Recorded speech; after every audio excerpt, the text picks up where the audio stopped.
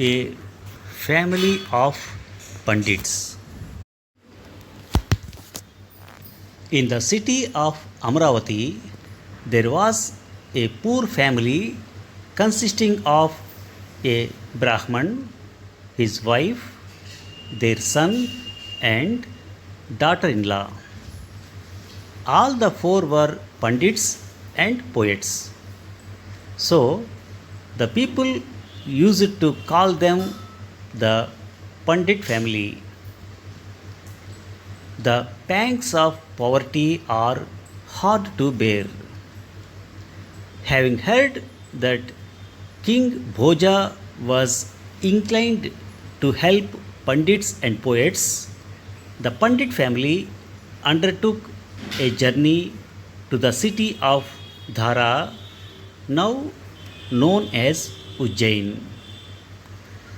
As they came in sight of their destination, they met an old Brahman with a heavy bundle on his shoulder coming towards them from the city. Where are you all going to? The old Brahman asked the elder Pandit, the head of the family.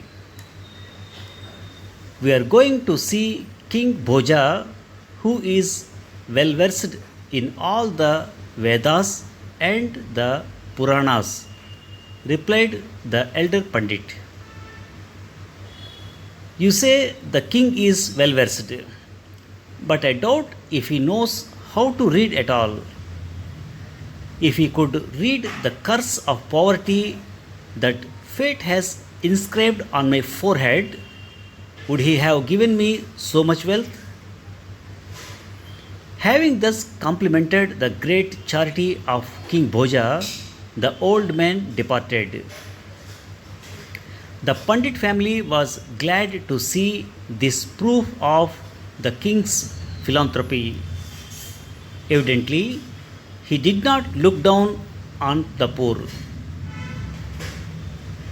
Before any outsiders entered the city, they had to obtain permission from the court. So, the Pandit family made their camp under a spreading banyan tree just outside the city walls and sent word to the king.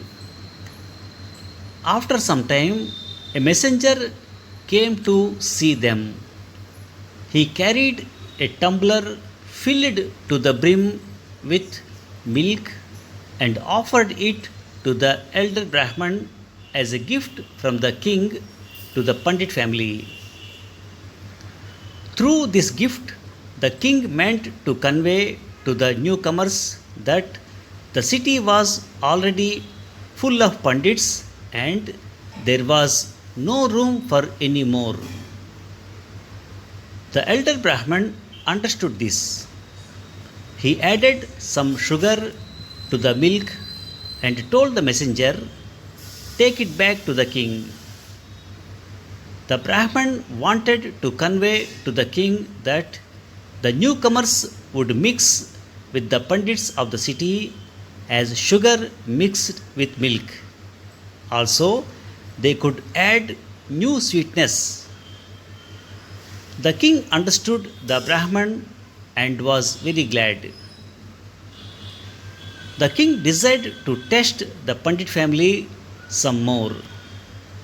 He dressed himself like an ordinary citizen and reached the banyan tree about the time of sunset. He saw only the ladies there. He went to the river expecting the males to be there at their evening prayers. However, he saw only the Brahman's son at the river. The king looked at him questioningly and, taking some water in his hands, drank it.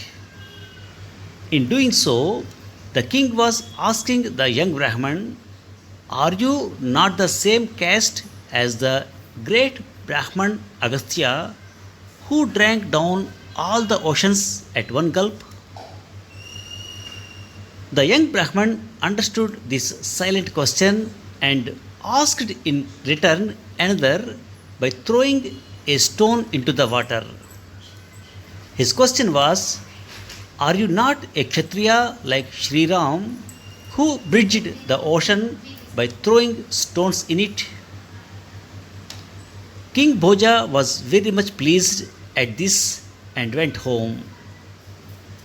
He was still anxious to learn the poetic gifts the family possessed. So he dressed himself as a woodcutter, took a bundle of firewood upon his head, and came out of the city gates as they were about to be closed.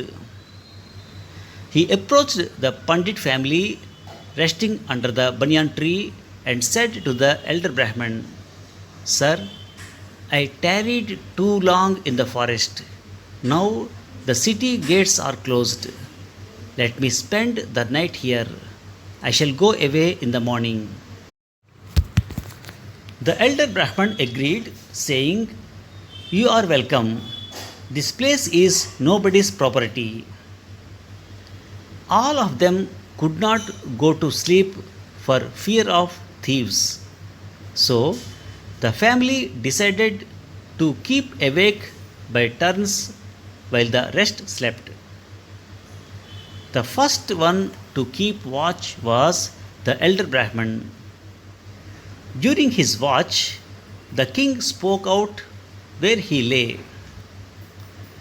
In this unhappy world, three things are deemed pleasant.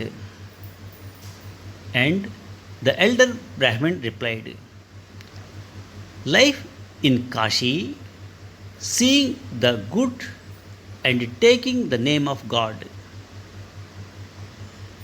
After a time, the elder Brahman woke up his wife and went to sleep.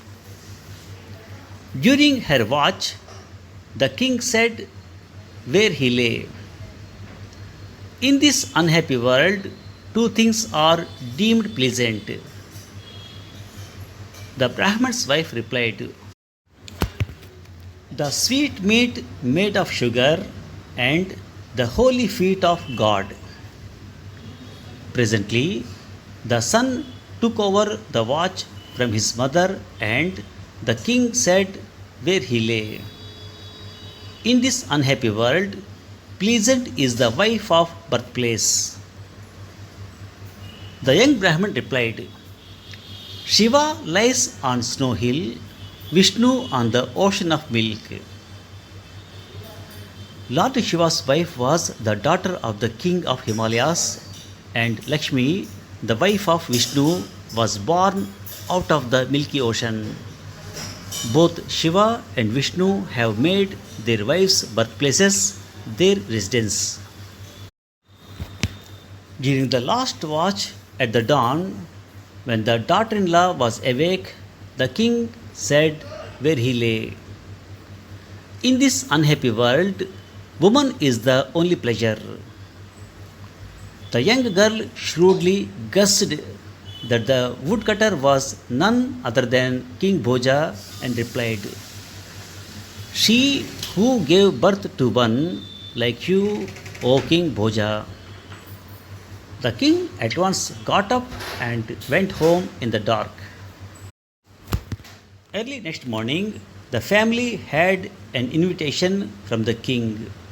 He honored each one of them in his very best manner and gave them all permanent employment in his court. Thank you for listening.